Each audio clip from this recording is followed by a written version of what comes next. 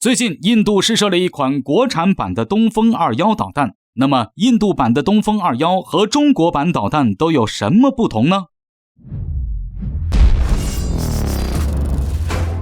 各位老铁们，大家好，欢迎收看本期迷彩虎，我是虎哥。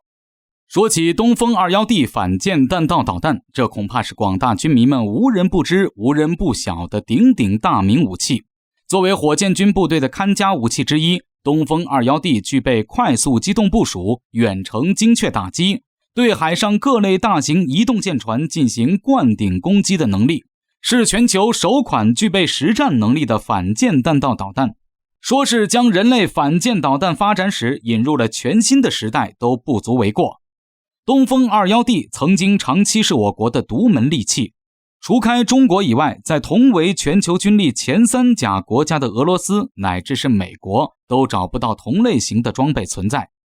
而就在日前，隔壁邻居印度却突然传来消息，试射成功了一款与东风21D 用途相近、功能类似、同样能远程精确灌顶打击海上大型移动舰船的反舰弹道导弹，立刻引发了全球范围内的新一轮关注。根据目前已知的情况，印度试射成功的新型反舰弹道导弹名为烈火 P 型弹道导弹。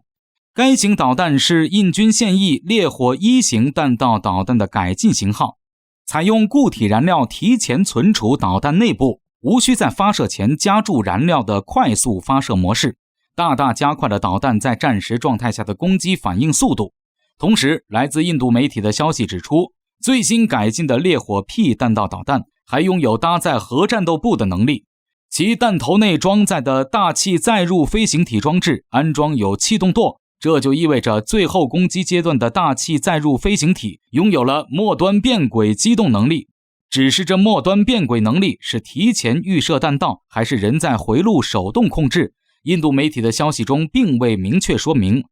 但是按照印度现阶段所掌握的弹道导弹技术水平，以及对大气载入飞行体进行人在回路手动控制末端变轨这一能力的超高难度，印度这最新型的烈火 P 弹道导弹大概率还是技术含量较低的前者，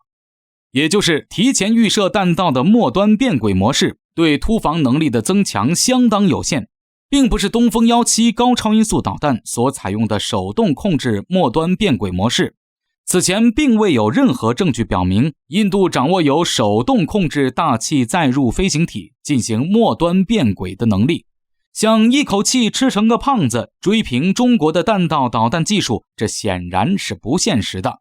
除此以外，烈火 P 弹道导弹的有效射程也仅为1000至2000公里区间范围内，这一射程尚不如东风21D，就更不用说性能比东风21D更强，射程比东风21D更远的东风26了。按照此前一些军事专家的分析预估，东风26的有效射程普遍被认为能达到3500至4000公里，这一数据显然是要完胜印度烈火 P 弹道导弹。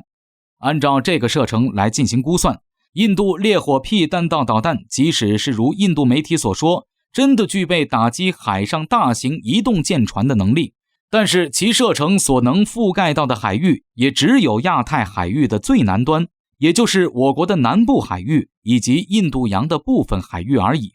更远的地方，譬如说中国东部沿海，就已经超出烈火 P 的最大射程了。所以即便是以最优数据进行预估，烈火 P 所能形成的实际威慑能力也相当有限。再有一点，印度虽然为烈火 P 配属了所谓的机动运载发射车，但是印度的弹道导弹部队此前还从未具备机动部署、随走随停随发射的高效率机动打击能力。不论是曝光的影像资料，还是印度弹道导弹部队的实际演训情况，都能够证明印军至今仍然在使用提前测量大地坐标、固定弹道轨迹的阵地发射模式。基于这种现实情况做考虑，印度的这烈火 P 弹道导弹是否具备精确打击海上大型移动舰船的能力，实际上相当值得怀疑。印度从未拥有完善的卫星定位导航网络，反舰弹道导弹所必须的配套侦察定位体系也不健全，漏洞百出。对于弹道导弹的体系化建设，更是依旧停留在第一代弹道导弹，即固定警示、阵地部署发射，携带核弹头用以战略威慑和打击对手主要大城市等固定目标的老旧模式上。要说印度步子跨这么大，几日不见就摇身一变成了独立掌握机动部署发射反舰弹道导弹能力的国家，老实说可能性真的是太低太低。印度航母明年能按时建成交付，不再放鸽子都比这靠谱。退一步说，纵使是印度技术进步较大，真的掌握了固定阵地部署发射反舰弹道导弹的能力，但是其生存能力依旧非常低下，能造成的战略威慑力相当之低。只要盯好对应射程内的印度导弹发射阵地，以各种远程打击武器提前锁定加以克制，那么印度这所谓的反舰弹道导弹就不足为惧。